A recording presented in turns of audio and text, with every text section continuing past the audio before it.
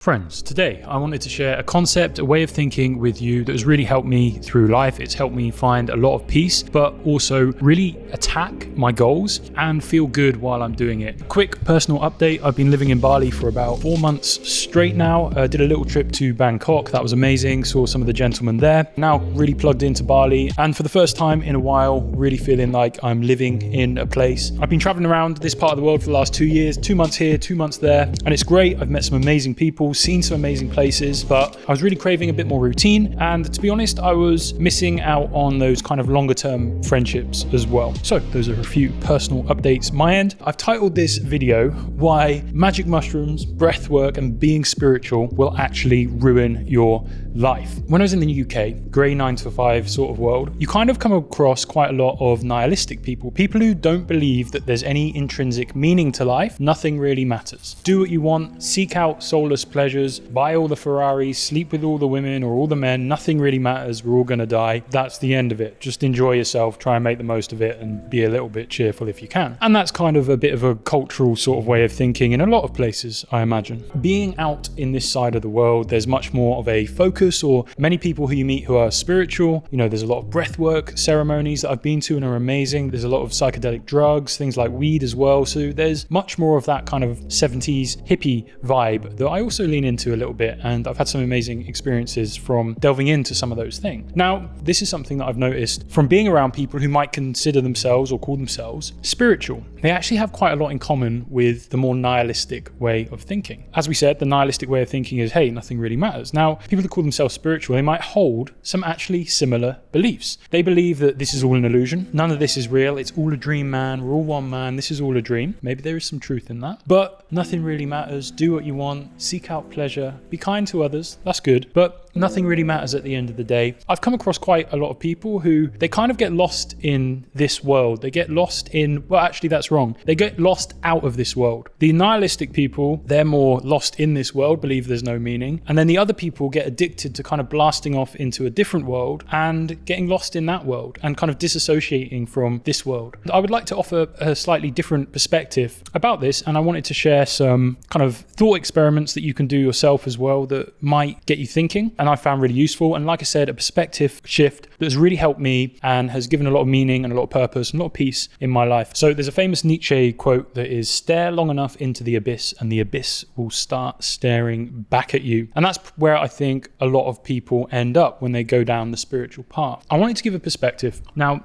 if you've seen films like The Matrix, if you're watching my channel, you're probably into some sort of kind of spiritual stuff, whatever that means. I don't really like that label, but you're probably into that world. You've heard some things, you've read some books. So a lot of the insights that perhaps people get when they do psychedelics, they kind of leave this reality behind and they see the code that makes up the universe. They kind of see the ones and zeros. It might be very, very beautiful code, the fractals and the sacred geometry and kind of the laws and the rules that make up this amazing reality. And that's awesome because it gives you this deep appreciation for what's really kind of going on here. That's cool. But you came here for a human experience, okay? And you are a human having this experience. So knowing those things, okay, interesting, great, yes. Maybe gives you some sense of peace or a broader perspective of life. But you are here being a human. You can't just live being a fractal or, you know, as code. Like, you are here being a human. So I wanted to offer this analogy. Imagine that someone has built a website. They built this beautiful website. It looks amazing. It's this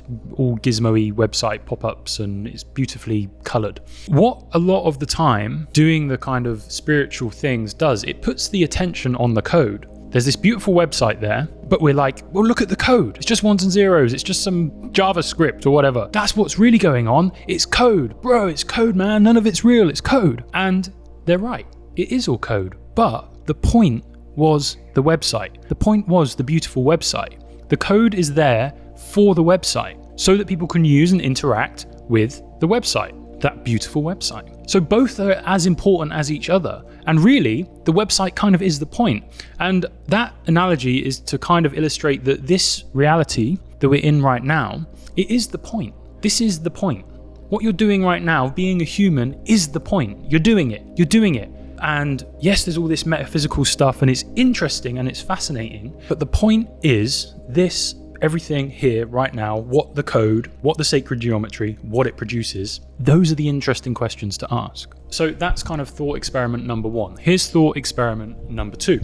I want you to imagine that you've fallen asleep, okay? You've gone to sleep. When you wake up and you're on a boat. You're on a ship. You're on a ship in the middle of the ocean. There's people on the ship, they're doing things, they're eating food, maybe they're rowing or whatever you do with the sails, and there's things going on. But you just wake up on this ship.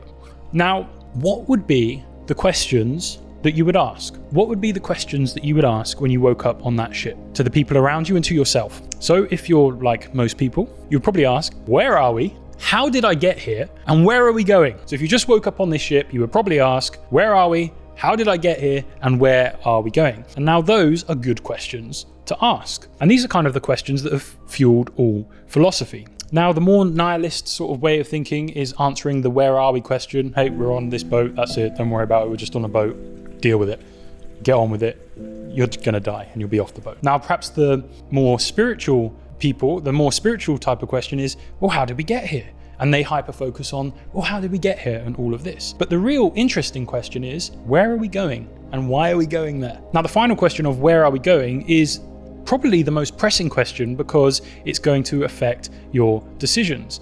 But the context or the answers from the other questions help give us direction to that final question. So religion is an attempt to answer this. So religion would say, hey, we came from God, we're going back to God, and the point of us being here is to do deeds, and we go back to God with those deeds, and God judges us based on the deeds, essentially. Okay, that's an interesting point of view. And that's kind of religion's attempt to answer some of these questions. Now, I would like to offer the suggestion that the final question, where are we going?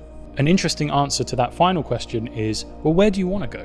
What do you want to experience? What do you want to do? What meaning do you want to create while you're here? You're on this boat, so hey, why not choose where you want to go? Rather than someone else tell you where you should go and what you should do. Why not explore that for yourself? Why not explore that for yourself? So that's an interesting thought experiment. I actually watched an interview between Jordan Peterson, another philosopher, and Muhammad, someone who's kind of like a Muslim commentator, who's quite an interesting guy. I've watched some of his stuff as well. Maybe I'll link that episode below so you can go and check that out. It's a great conversation. And he posed that question, Muhammad posed that question, and there's a really interesting discussion around it. Here's the final thought that I want to share with you. And really the point of all of this is not to tell you what you should or shouldn't do. It's just to kind of get you curious about this whole life thing and get you to ask the questions, hey, where am I going and why am I going there? And really kind of start to define reality and define your experience for yourself and realize that you can do that. And another way to think of this is, imagine that right now you wake up or you die. Imagine you die and then you kind of wake up and you take off a VR headset, and the dying experience was taking the VR headset off, and you're like, oh yeah, I was playing a game. Now, why were you there playing a game? You put the VR headset on because you wanted to play the game, you wanted to experience the game, you wanted to learn, you wanted to get enjoyment, you wanted to do whatever it was, the reason you went in. And I could kind of see how reality is a little bit like that as well. It's like we've chosen to come here and explore it and get on with it, get excited by it, follow our curiosity and follow our excitement at the benefit for ourselves and all others. Now, the final thing, and this is the mindset shift or the perspective that has really helped me, and it comes from one of my greatest teachers, someone who I absolutely have learned so much and has changed my life. And you've probably heard me talk about him before, and that's Wayne Dyer. A lot of the things I think about and my way of thinking really comes from that man. I really admire him and his kind of approach to life and the way of thinking he suggests. So Wayne Dyer has this kind of great saying, and it's, if you can do it, you must do it. But if you don't, it doesn't matter. If you can do it, you must do it. But if you don't, it doesn't matter. If you can do it, you must do it.